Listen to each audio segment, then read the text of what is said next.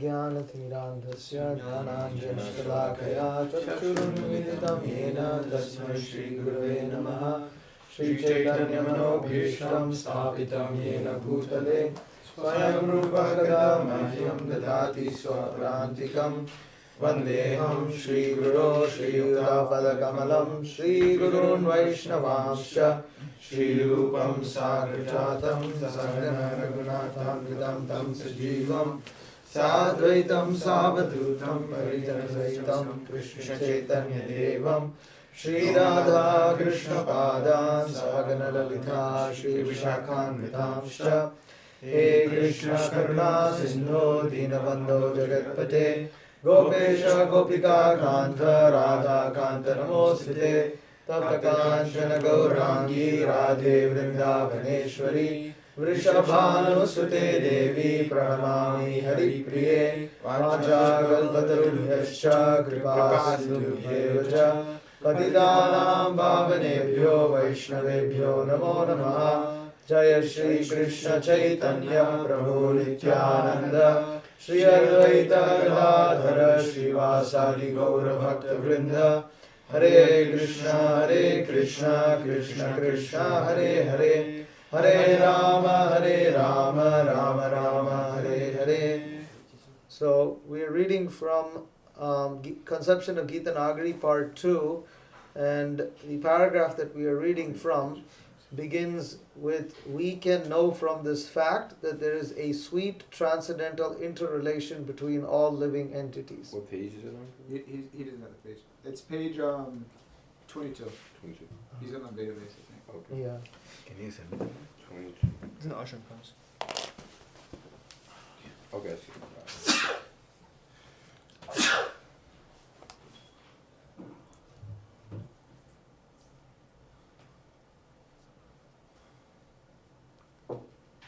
See it?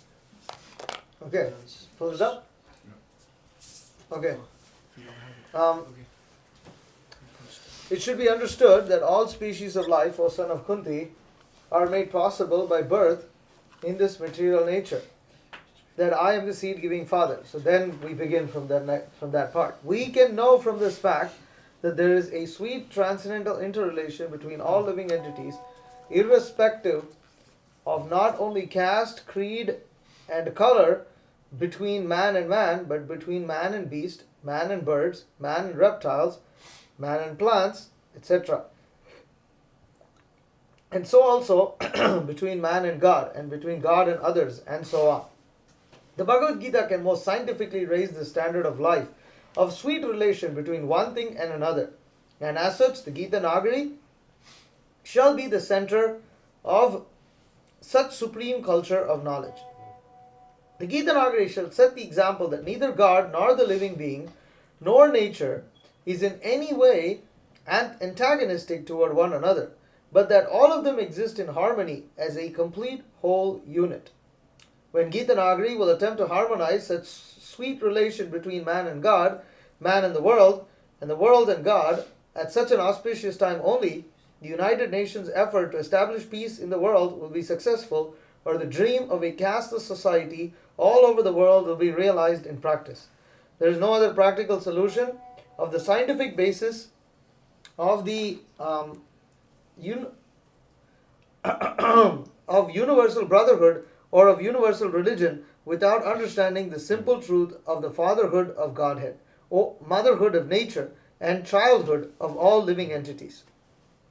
But the living entities, in the spirit of misusing their infinitesimal independence and forgetfulness of their relation with Godhead as eternal servitor and the served, or in other words, when the living entity forgets his begetting father and thinks himself as the son or product of the material nature only, or to be more simple, when the living entity becomes a mother's son, only at that time does Mother Nature, in order to set right her son, to become an obedient son, chastise the living entity in a destructive mood as Mahakali. Mahamaya Durga is the primeval form of all external energies of Godhead. She is described as Dasha Bhuj, with different kinds of weapons in her hand to punish Mohishasura. who is also her son, as every living entity is. Mohishasura, I think it's Mahishasura. Mahishasura, is attacked by the mother serpent of time on the head and the itch of passion on the body. Moreover, it keeps saying Mohishasura. Mohish is different here. It's Mohish. every time it's a different name. Yeah. Yeah, Mahish. Oh, That's weird. anyways. It's Attacked with her Mahishasura. trident pierced on the chest, and thus the representative demon, Mahishasura, is embarrassed in a manner from which he is unable to get out. When the demon is thus set right and surrenders to her will, then Mahamaya manifests a real identity in the form of Mahalakshmi engaged in the eternal service of Sri Narayana. At that time, she gives her son all facilities for the service of the Father, assisted with probably. All opulence, all power, all fame, all beauties, all knowledge, and all renunciation. The example of Ravana and that of Sri Hanumanji may be given here. Both of them are son of the potency of Godhead. One of them tried to snatch Sri Sita Devi from the service of Sri Ram, while Sri Hanumanji tried to rescue Sri Sita Devi from the clutches of Ravana. By such different treatment of two different sons, Ravana was announced as the Asura or Rakshasa, while Sri Hanumanji is famous as the foremost servant of Sri Ramachandra. From these examples, we can conclude that our ideal shall be Sri Hanumanji, not Ravana, who was vanquished in spite of his possessing all material facilities of wealth, followed by knowledge, beauty, fame, etc. Such material acquisitions are unable to protect any Ravana from whatever he may be from destruction. So, a couple of comments here. Gita Nagari shall set the example that neither God nor living and non-living being, Lord Nature, is in any way antagonistic toward one another, but all of them will exist in harmony as a complete whole unit. So, this doesn't mean that there won't be some level of difficulty that each living entity will have to undergo. For instance, the persons who claim to be lovers of animals in modern society, the vegans, they're opposed to any form of animal domestication. Because they consider that the domestication of animals means some level of difficulty for the animals, which means that they are not happy. For instance, they are opposed to putting a nose ring on a bull or oxen. But at least from whoever I've heard, is that it's the most effective way to Distinguish. tame the oxen and to get it to do what you want it to do. It's very easy. And humans have nose piercings and everything like this, but somehow for the bull or the oxen, it's like a great sin. Now, what they'll argue is, well, as a human being, you wanted to put it, so you put it. Nobody's forcing you to put a nose ring. That's true. But the point is that the animal, there are certain animals that Krishna has assigned for us for them to be domesticated by human beings. And this kind of understanding is absent among the vegans because they don't accept a supreme controller. They don't accept a creator. Most of the time vegans are atheistic. Because of that, they don't recognize that, yes, even if you show them that, even if you decide to send all the cows into the forest, they will eventually come to where humans live. Why is that so? Well, they'll say it's evolutionary, what is this? Evolutionary brainwashing. That these animals have grown for generations thinking that they have to be dependent on humans. And so they don't know how to live life anywhere else, but if you just leave them like that, eventually they'll go to the forest.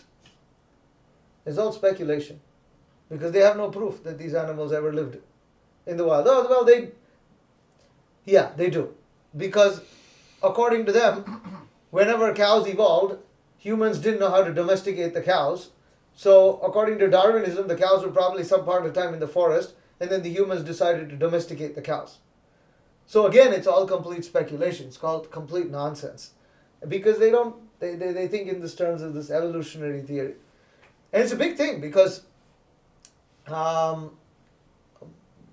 co-president in New Mayapur was telling me that you have to, if you want to have the ox pull a cart, then you need to whip it a little bit.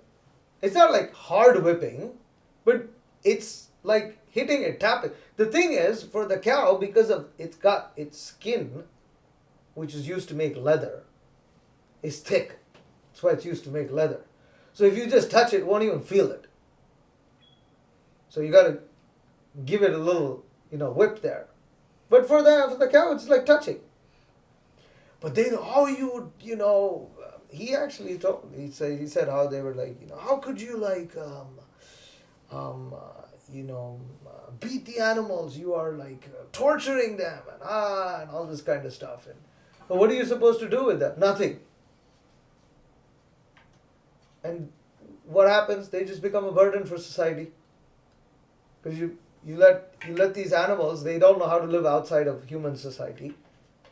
So you let them free, they'll come to human society and then become a nuisance, because they're just ready to run around amok and they don't have any particular use. And what happens is people start shooing them away.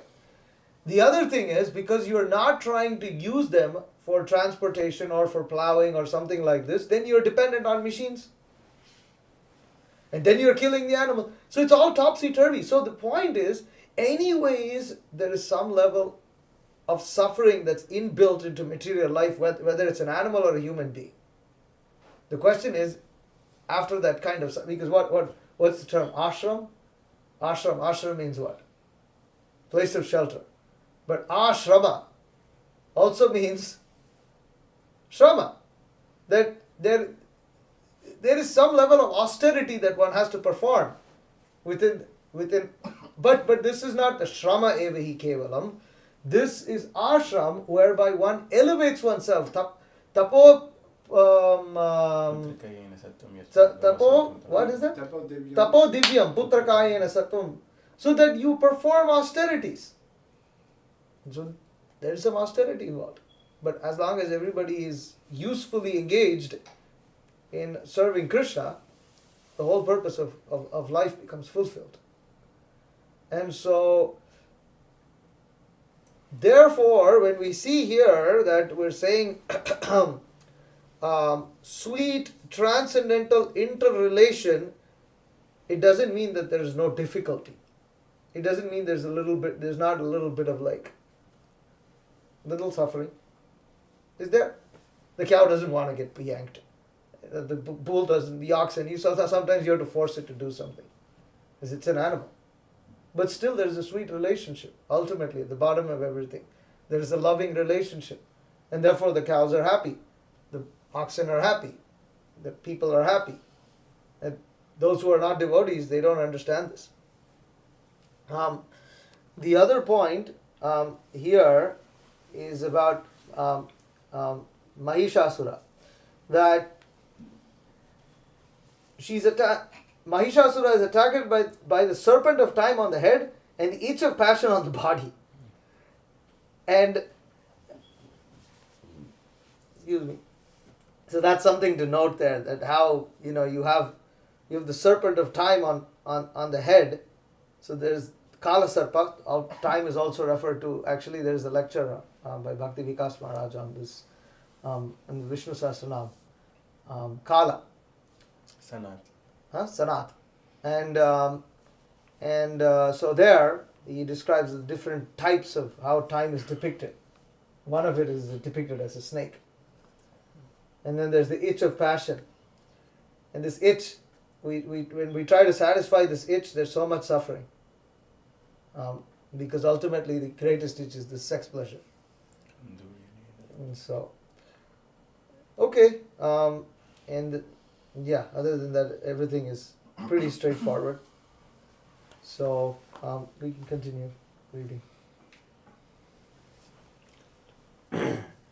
In a state of forgetfulness only, the living entities consider themselves as a product of the material world, or as a son of material nature, without any connection with the Father. And in such mistaken mood of existence, they think of themselves as belonging to some particular nation, country, class, family, sect, and many other similar material designations.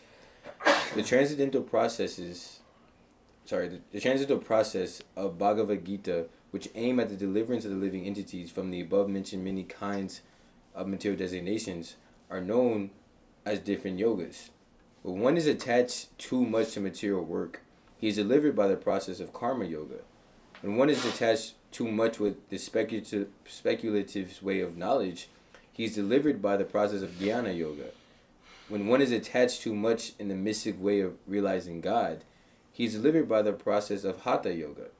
But for one who accepts the personality of Godhead as a primeval cause of all causes, he is elevated by the process of bhakti yoga.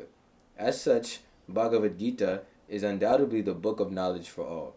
Never mind whatever position one may be in according to his different inborn tendency. Bhagavad Gita can deliver anyone and everyone from any position by systematic treatment in the above ways of karma yoga, jnana yoga, dhyana yoga, or bhakti yoga. We may discuss herewith shortly the different ways for different persons. Those who are too much addicted to enjoying the results of their material work are treated in the following manner according to the Bhagavad Gita. Namely, let's get that. Mai sarvani karamani sanyasyat yatma chetasa nirashir nirmamo bhutva yudhyasva vikata ye me matam idam nityam ashtushtishthanti manavaha shadavanto nashunyanto muchyante te pikarma bihi ye tve etad abhyasu yanto nantu tishthanti me matam sarvajnanam vimudas tam vidhi nashatam achetasaha. Therefore, Arjuna, surrendering all your works unto me with full knowledge of me, without desires for profit, with no claims to proprietorship, and free from lethargy, fight. Those persons who execute their duties according to my injunctions and who follow this teaching faithfully, without envy, become free from the bondage of fruitive actions. But those who, out of envy, disregard these teachings and do not follow them are to be considered bereft of all knowledge, befooled and ruined in their endeavors for perfection. Bhagavad Gita, chapter 3, text 30 to 32. A person who struggles for existence with full knowledge of his relation with God, the world, and the living entities is in a spirit of self-surrender unto the supreme will of God and refrains from his own way of thinking, doubts, and laziness, is called a karma yogi or a devotee under the influence of material work. Such karma yogi does everything for the satisfaction of God only, for his master and no one else, and for this act of self-denial he does not grudge the personality of Godhead. The general tendency of a worker is that he wants to enjoy the fruit of his own labor, and it is unthinkable for such materialists to sacrifice all fruits of their labor for the sake of Godhead.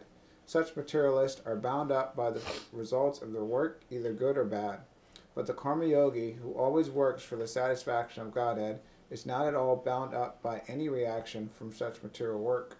This is the secret of doing work according to the plan of God. Those who therefore envy the personality of Godhead and do not sacrifice the results for the sake of Godhead must be considered as lost men devoid of all knowledge. A person addicted to the speculative mood for knowing the ultimate truth, known as empiric philosopher, is advised to follow the principles of Bhagavad Gita as stated below.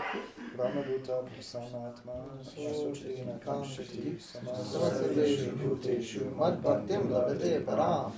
Bhaktyamam vijananti yavanashasmi tattvata tato mam tattvato jnatva visheshetanantaram. One who is thus transcendently situated at once realizes the Supreme Brahman and becomes fully joyful. He never laments or desires to have anything. He is equally disposed toward every living entity. In that state he attains pure devotional service unto me. One can understand me as I am, as the Supreme Personality of Godhead, only by devotional service. And when one is in full consciousness of me by such devotion, he can enter into the kingdom of God. Bhagavad Gita 18:54-55. The empiric philosophers, by their speculative process of knowing the absolute truth, attain to the plane of spiritual cognizance and become free from the attachment of material consciousness. Such a liberated soul is never affected by any sort of material hankering for things which he does not possess. Neither does he lament for things which he might have lost. He is equipoised in every circumstance, and, as he is fixed up in that position, he is blessed with the engagement of transcendental loving service to Godhead. And by the gradual process of development of transcendental loving service of Godhead, the liberated soul can know in fact what is actually the eternal form, pastime, quality, paraphernalia, and entourage of Godhead, who is the Supreme Personality. The last word of liberation is to know Godhead as he is. Yeah, this is all straight Krishna conscious philosophy. So let's just keep reading through unless anybody wants to pause and ask a question or something. But otherwise we can keep going. The mystics, generally known as the yogis, are advised to follow the undermentioned principles of Bhagavad Gita. Sarva bhutastam atmanam sarva bhutani chatmani ikshate yoga yuktama sarvatra samadarshana yogam pashyati sarvatra sarvatra mai pashyati tasyaham na pranashyami sachatanya na pranashyati sarva bhutastam yogam bhajate katmamastikha sarvata vartmananubhi sayogi mai vartate tapasvibhyo diko yogi jnanibhyo matodikaha karmibhyascha yogi tasmad yogi bhavarjuna yoginam sarvesham adgatenantarakhana shadvadhavan bhajate yomam sameyuktadavo mataha. A true yogi observes me in all beings, and also sees every being in me. Indeed, the self-realized person sees me, the same Supreme Lord, everywhere. Bhagavad Gita 6:29. For one who sees me everywhere and sees everything in me, I am never lost, nor is he ever lost to me. 6:30. Such a yogi who engages in the worshipful service of the Supersoul, knowing that I and the Supersoul are one, remains always in me in all circumstances. 31. A yogi is greater than the ascetic, greater than the empiricist, and greater than the fruitive worker. Therefore, O Arjuna, in all circumstances be a yogi. 6:46. And of all yogis, the one with great faith who abides in me, thinks of me within himself, and renders transcendental loving service to me, he is the most intimately united with me in yoga, and is the highest of all. That is my opinion. 6:47. To samadhi, a state of bodily realization of the spirit soul within himself. I think this is continuing a sentence. Yeah. The mystics, generally known as the yogis, are advised to follow the undermentioned principles of Bhagavad Gita to samadhi. Oh, okay. Yeah. A state of bodily realization of the spirit soul within himself and everything in Godhead. Therefore, a self-realized sees Godhead everywhere and sees everything in Krishna. He identifies himself as belonging to Sri Krishna and accepts Sri Krishna as his own. Establishment of this neutral relation with Godhead is the beginning of spiritual mellows. Such contemplative mystics do not fall down, and Sri Krishna saves them in all respects. Such yogis gradually rise up to the state of transcendental loving service to Godhead. In the primary stages, the yogis, submerged in spiritual equilibrium, experience the localized aspect of Godhead with four hands within themselves. But in the secondary stage, they realize that Chaturbhuja Narayana is non-different from Sri Krishna. When the yogis concentrate their meditation on the form of Sri Krishna, who is transcendental to mundane time and space, they can, without any separate effort, realize the impersonal Brahman as a matter of course. Bhagavad Gita advises everyone to become such yogis, because the yogis are greater than the ordinary mundane workers, the empiric philosophers, or even those who undergo penances and austerities for higher perfection of life. And amongst all such yogis, those who meditate upon Sri Krishna externally and internally, with devotion and love, are considered to be the highest of all yogis. Those who work ordinarily with such yoga, meditating upon Sri Krishna, are called karma yogi. Those who cultivate knowledge with such yoga are called jnana yogi. And those who have abandoned all work and speculative way of impure knowledge, but have taken to pure devotional work and knowledge, transcendentally engaging all their wealth, attention, intelligence, and words in the service of Godhead, are called bhakta yogis. The highest perfection of life is to attain such stage of bhakti yogis. The personality of Godhead has advised in the Bhagavad Gita about those bhakta yogis in the following words. Yesham santagatam bhavam jnanam punya karmanam te dvandva mohanirmukta bhajante mam dridhavrata. Persons who have acted piously in previous lives and in this life, and whose sinful actions are completely eradicated, are freed from the duality of delusion, and they engage themselves in my service with determination.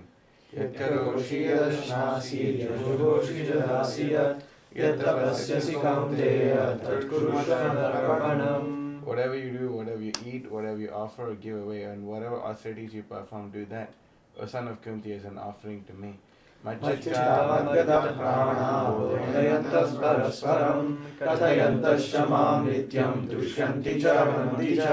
Tesham satatayuktanam bhajatam priti purvakam dadami buddhi yogam tam yena mam upayanti te tesham devanukampartham ahamajnanajam tamaha nashayami atma bhavasto jnanadipena bhasvata.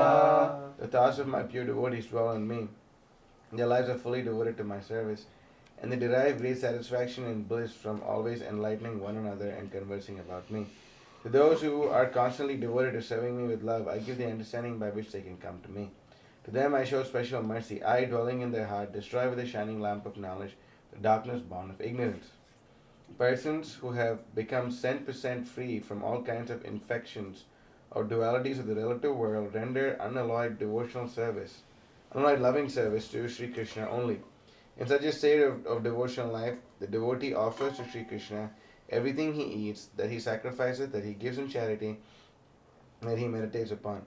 He does so because he becomes well convinced in the knowledge that the personality of Godhead is the original and primeval cause of all causes, Govinda. From him only everything emanates, on him only everything exists, under him only everything enters into after annihilation. After such realization, nobody can worship anyone except Krishna.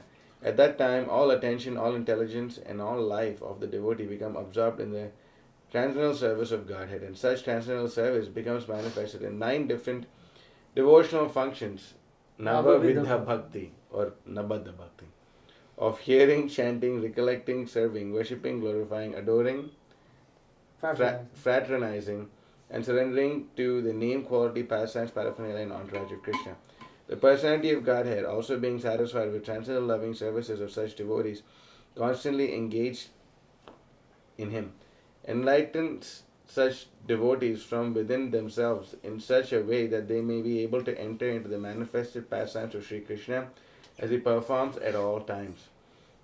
The personality of Godhead, Sri Krishna, enlightens the hearts of those devotees with transcendental knowledge, even at the time of their remaining in the material world.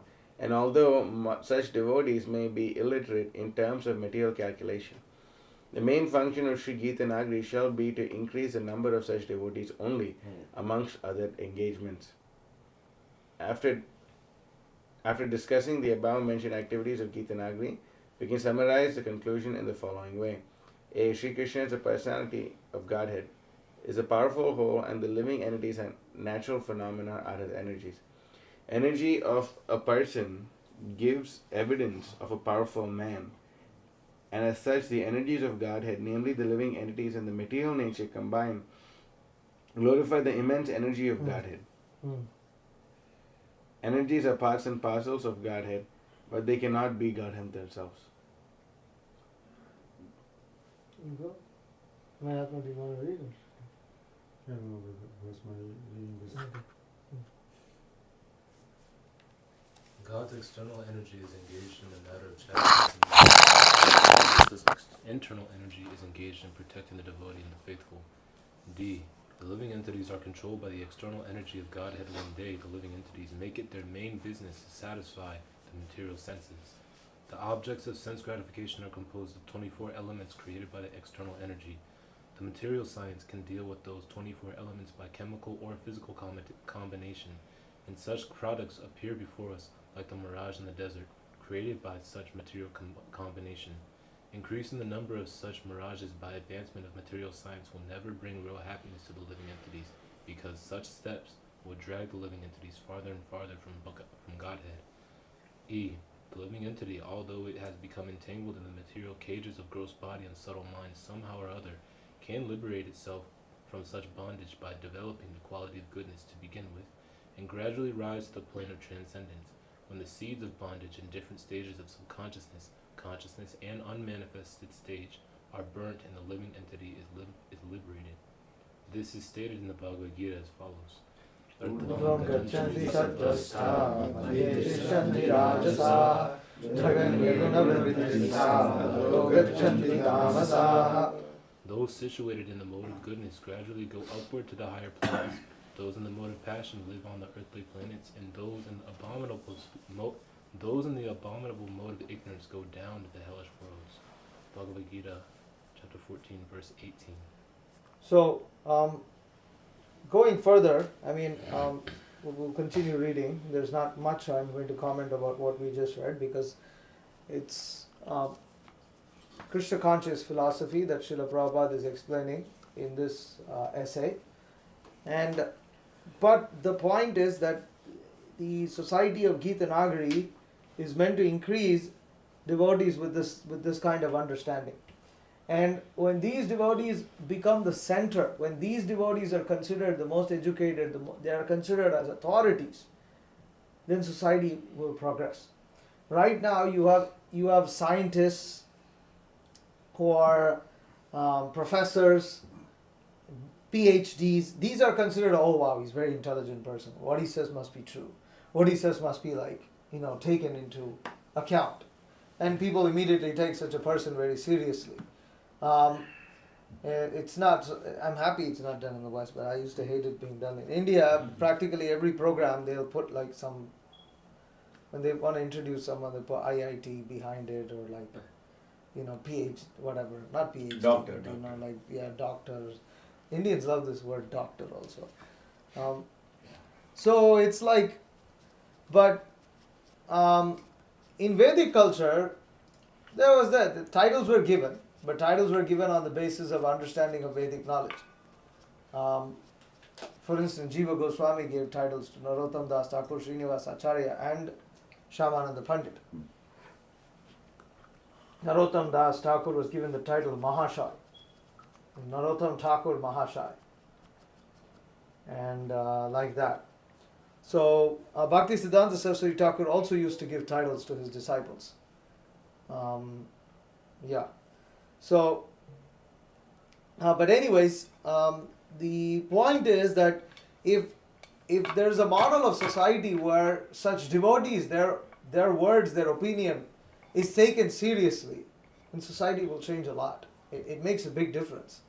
Imagine if Prabhupada, world leaders took Prabhupada seriously, how much of a huge difference it would make.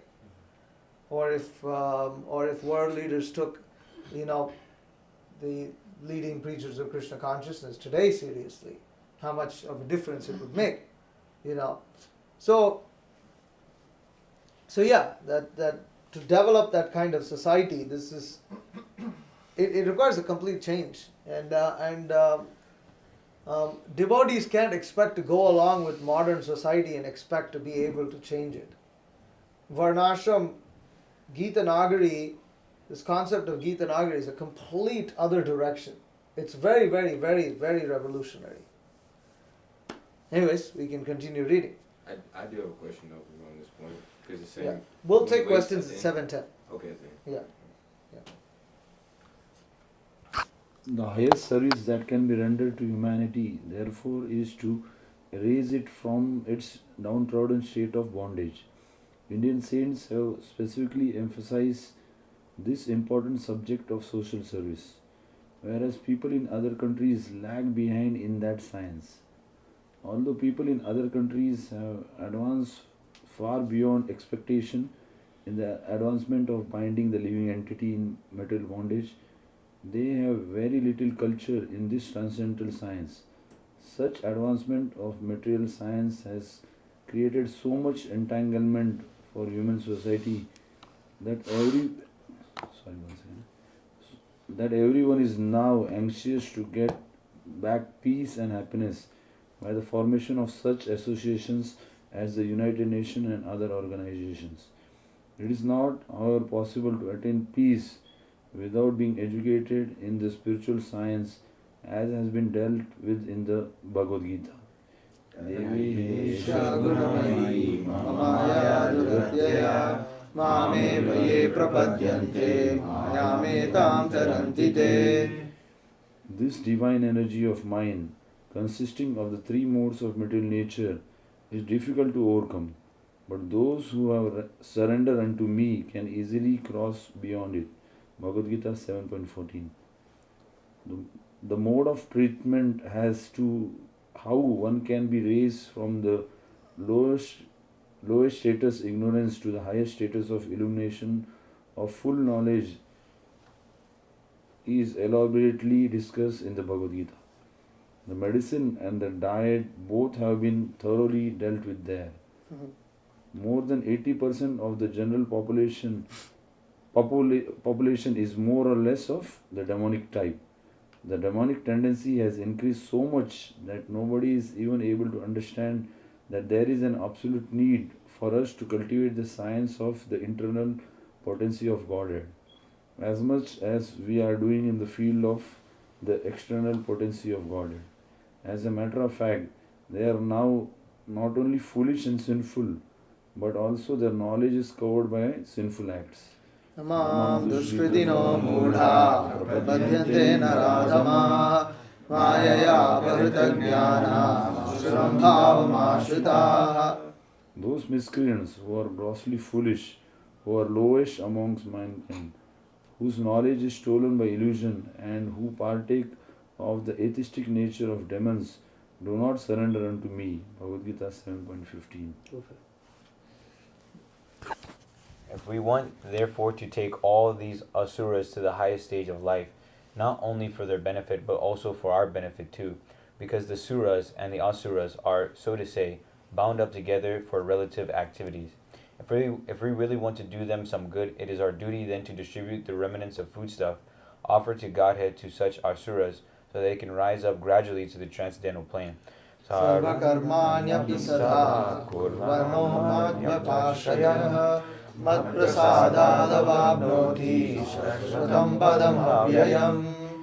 Though engaged in all kinds of activities, my pure devotee under my protection reaches the eternal and imperishable abode by my grace. Bhagavad Gita 18:56. The Gita Nagari has to arrange for such distribution of prasadam in order to and distributing the remnants of the asuras are always hungry and distressed, and if arrangement for distributing prasadam is made for them, nobody will object to accept such prasadam. Mahatma Gandhi began Ramdhan chanting at every evening prayer meeting, and this practice would be utilized as medicine for the asuras, while distribution of prasadam will act as a diet for them. This is kind of like an important point of our farm communities is that we should have very nice prasadam distribution. They do this at Kurmakram. There's so many people who come and eat every single day there. And it might seem a bit contrary because you might think, oh, well, you should charge them to eat and whatever like this. But actually, it seems to work the other way around. The more you feed, people come and they buy a lot of books. And they also give donations. And like this, the farm project is running very nicely, actually. And what's even more amazing is that a lot of what they even feed the public, they're producing from their own land, especially rice. produce so much quantity of rice. So,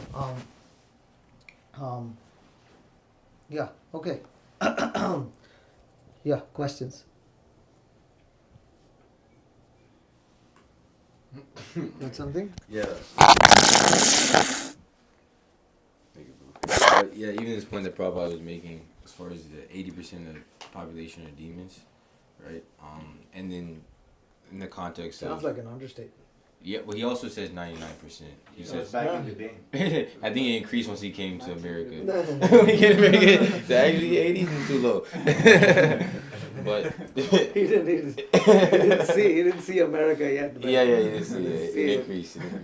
But the point where it's just, you mentioned as far as Gita Nagari is meant for those who pretty much not mixed devotees, but pretty much those who are pure devotees essentially. Like he said, Gita Nagari is just meant for the establishment to facilitate making pure devotees, not just karma yogis, jnana yogis, but pure devotees. Okay, so but I mean, Varnashram Dharma. My question is that not everybody's going to be a pure devotee. Mm-hmm. So it seems like actually the majority of people in an established farm community are actually going to be karmis because, like if you just reconcile these statements, then only a very few percent of the people in the farm community that's actually when it's like becomes popular going to be devotees, right? Yeah, but at the same time, the purpose of the farm community is to increase that number of devotees. It should never be lost. It's not that it's only meant for pure devotees, but it's the farm community initially will start with those who are devotees. Like none of our farm communities are at the point where we can admit people who are not willing to chant 16 rounds, for instance. There is some possibility of having them as like woofers and things like that, where they might not be following everything, but to have entire families like that, etc., and that's something else. We haven't got to that stage yet because first off, we with those who are proper devotees, we need to establish certain systems in place. When those systems are in place and our devotees are able to make their children into devotees and this becomes sustainable, then you can start having others, but in a manner that it doesn't influence the core group. So this is kind of important. So as of now, our farm committees have to solely consist, at least those who are living, will have to be those who are going to be serious devotees. But gradually it will expand. But the point is it will only expand after the core set of devotees become very, very strong. Then gradually you can think, how can we accommodate meat eaters? Okay, we'll establish temples of Kali or something like this, so that they can go and sacrifice their animals, or like that. Does it have to be a community where we establish demigod temples? Like there's Prabhupada spoken about that. That Our God brothers told me this because they said, how are you supposed to facilitate meat eating? Mm-hmm. How are you supposed to say? There's no way in Vedic culture that meat eating is facilitated unless it is offered as sacrifice to Kali. I mean, Prabhupada, in one place, he was in France and speaking, even if you want beef, he'll provide you beef. You just... Well, that's different. That's because that's from dead cows. But that's not going to suffice for the meat eaters. The cows that are dying, you get beef like that from dead cows. Okay, that's fine. But the meat eater's tongue is going to want more than that. And it's not enough because you don't have that many cows dying. So obviously you have to kill some other animals. And Prabhupada says don't kill the cow. He said kill a dog. He says that. Yeah. He says you can want to kill a dog. So it's like the people who are very like this, those who are like, out of Vedic culture, they are the ones who eat meat without like dog eaters and this and that, can't really offer anything. It's just not. But others, they do this. This is an offering. It's in a certain week, and this is how it is in Vedic culture. Mm-hmm. And only like once a month at the time of the I mean, there's new moon. It's not. It's, yeah, that's well, that's I don't know what Prabhupada said. exactly the thing is. Those are for our Varnashram scholars to figure out. I'm not going to say that I'm knowledgeable about that. But the point is that demigod worship. There is no other way. If you want to allow meat eaters, no other way. What about prostitutes? So many things. So many things. Okay. Mataji had a question here. Will unmarried women be able to live on our farm? I'm not sure how true this is, but I've heard that unmarried women are a cause of adultery. This is why they shouldn't. Like I said, I'm not sure how true this statement is. So, in the West, as of now, yes, you will have a brahmacharini ashram on the farm, like you will have a brahmachari ashram on the farm also. Regarding the statement unmarried women, well, unmarried, unprotected women are the cause of adultery. Unprotected is the important word. Not unmarried. Unmarried women, there's unmarried women in Vedic culture all the time. But the point is they are protected by the father. So it's unmarried and unprotected. Or married and unprotected. So-called married means they're not really chaste. They're the cause of adultery in society. Okay, anything else? Any other questions? No? Okay. Just a point, I guess. There's that statement, the main function of Sri Gita Nagari shall be to increase the number of such devotees only. As such devotees, I guess referring to the previous things where it says... Bhakti yogis. Yeah, oh, okay. Although such devotees may be illiterate in terms of material calculation. I don't know, then also it's said somewhere else, he says like, those unemployed will come to the farm. So it seems to be like maybe kind of the audience we're going to be looking at. Most people will be coming, this unemployed, like kind of no better engagement for, no engagement for them in the material world will be coming to the farms kind of thing. That's there, but then those who are also qualified because of being tortured by modern civilization, unable to, find work and things like that, they also come. Actually, many times I've been surprised how much talents people generally tend to have. They're quite capable of doing a lot of things actually, but because of lusty desires and completely wrong, like Association. guidance, no lack of guidance and sinful nature, they're just wasted. Otherwise, many people are quite talented actually, but there's no proper way in which their tendencies are engaged, and then they're just engaged in ugra karma, kshayaya jagato hitaha, the destruction of the world.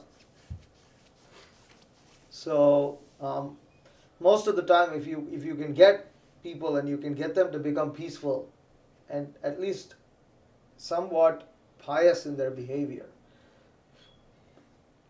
you can get them to do a lot of things for Krishna actually. A lot of things. And, this material world is not running because there's a lack of talents. Look at this modern civilization, how many things people have established. But the problem is that nobody wants to engage them for Krishna's pleasure. They want to engage them for their own pleasure. So the thing is, when as Gita Nagari says, to increase such number of devotees only, meaning like that is the main purpose, that Gita Nagari is there to establish pure devotional service. And when people come to such devotees for guidance, the devotees say, oh, you can engage like this. And that engagement would be according to their nature. And so, but even though they might not have a perfect conception of pure devotional service, they are being engaged in Krishna service, and then automatically they become elevated because of that. And to seek guidance of such people, that is the important point. Because otherwise, what guidance do you get right now? See, people know, for instance, every sane man knows that constantly, for instance, like, losing semen in the form of masturbation is very bad. Not so many people know that. Yeah, they tell you. They tell you Well, in that's the school. point. That's the point. But if you go to these experts, they tell you that this is very good. He was telling me in Germany that there's separate rooms in schools for masturbation. What? That is crazy. We introduce this.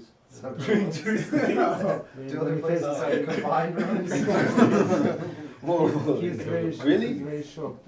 This is Yeah, so degraded. So the thing is, but you see, even though there's so much propaganda, there's still always a section of people who's like, I need to get rid of this. I need to stop this.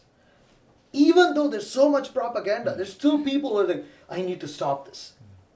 And they're not necessarily all like highly religious people or something. It's just like, this is a problem. Even though like you go all over the internet, this all kind of stuff is said. Because, so this is the kind of guidance that we get today in society. It's so bad. It's so bad. And how can people become elevated? When people have problems in Vedic culture, you go to the Brahmanas. But,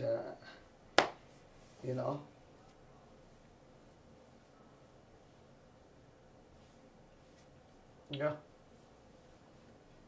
Yes. Yes. Just because we have time, I'll say something. But in like spiritual circles, so-called spiritual circles, people they know that they're Mother Nature's son. And in the beginning today, we were reading Prabhupada saying, Only son of mother, not. yeah, son they of father. they forget about the father. They think, what does he say? It's actually, it's said very nicely. When they act forgets that his as though they're being- only the son Yeah. of the mother. That's what Prabhupada said. Yeah, entity forgets his begetting father and thinks himself as the son or product of the material nature only. Yeah. Yeah, Well, there was one part. Yeah. that's like a big challenge. Even myself, that I was kind of like that, completely forgetting the father, but enamored by Mother Nature. But when you become like a good son of material nature, you just comfortably go in the cycle of birth and death. But Right. yeah, I just like that point. Just a reflection, because it's crazy how I was literally like thinking about this. Prabhupada says Right fatherhood before of Godhead, we- motherhood of nature, and childhood of all living entities. Yeah. It's really amazing where Prabhupada put that fatherhood of the Father, Yeah. fatherhood of Godhead, motherhood of nature. It's like that's actually a Maya for a lot of people, especially people It's that true. have like experience doing like ayahuasca and stuff. They like really fall into this, like just comfortably falling into like being enamored by nature. Not everyone. That does that thing. Yeah. But yeah, that's like a. Anyways, there will be people coming, lots of people that are like seeking spirituality, but their idea of spirituality. Oh, is there's just, going to be all kinds of people coming. The whole And then BMSC and is initially, to be honest, yeah. initially we will not be able to handle. accommodate every single kind of person. That is going to take time, but we're working towards it. We can have a BMSC section. So there's all kinds of wacko people out there. So Mason's gonna be in charge. So yeah, it's a big task. It's a big task, and that's the other thing, that to some extent, our farms will only become successful when people start to see our solution as the real solution. Until that point in time, they'll still come, they'll explore and this and that, they'll whine and cry about how you're not accommodating their, funny and silly ideas and all this kind of stuff and all that. But when they come to the point that everything else is hopeless, which is it's bound to happen when the facade of modern civilization collapses, for sure. At least at that time it will happen, if not before. It's kind of getting there pretty fast. But still, it's going to take a while for that level of like people to like come. Oh, I'll just do whatever you want me to do. Say. So. Yeah. Okay, there's some questions here.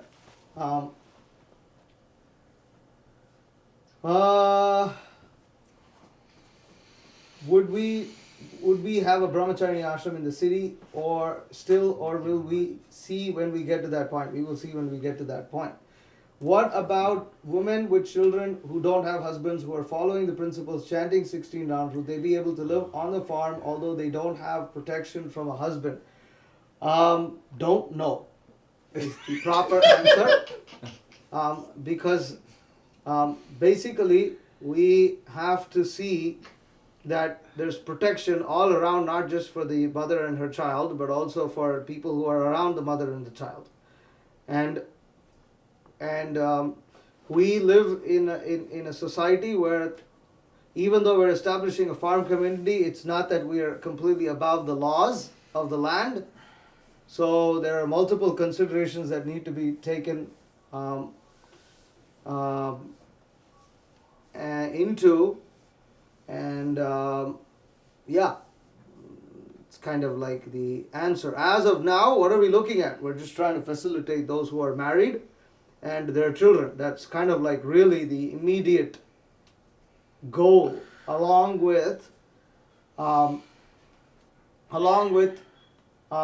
establishing a model of society which demonstrates a level of ideal living,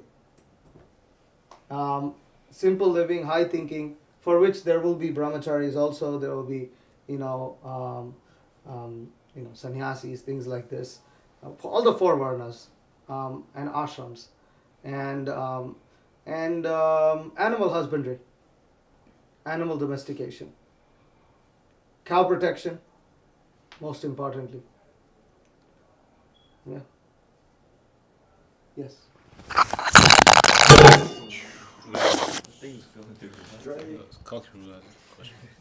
just want not to like get so much into that point, but No, don't do that. Don't do that. It's probably going to break. That thing's expensive. Yeah. Just hand it to Bonsi. Hand it over, hand it along, yeah. how much does that cost? At least 200. Oh my 200. god, you should not be doing Yeah. I just want to throw this thing. But I was gonna just say, anyways, there's you have to look more into it. But there was like that example, like Narada Muni and his mother Yes. in that previous life, and she Yes, was that's like a very good example. alone in Narada that, Muni and her with the and Bhakti his mother, Vedantas. she didn't have a husband, Yeah. and she had her son, and they were serving sadhus in their ashram.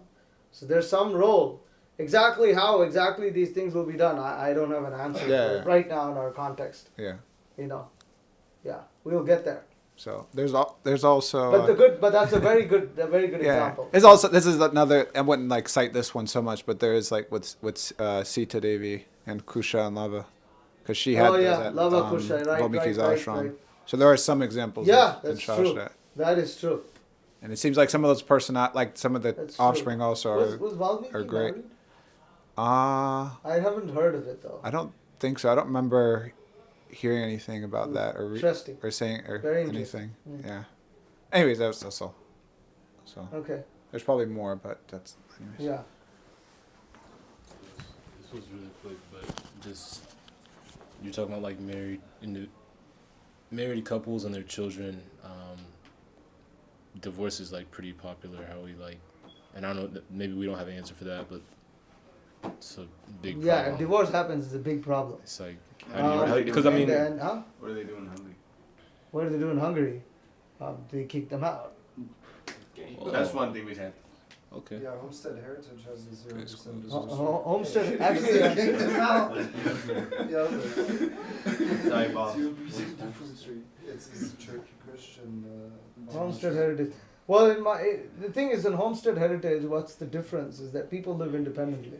Yeah. It's not like it's not the kind of community that we're speaking about. But in Hungary, good news is that in Hungary they had very, very few. They said like maybe like Two, you said, right? like two over the course of like their like 30 years of running it.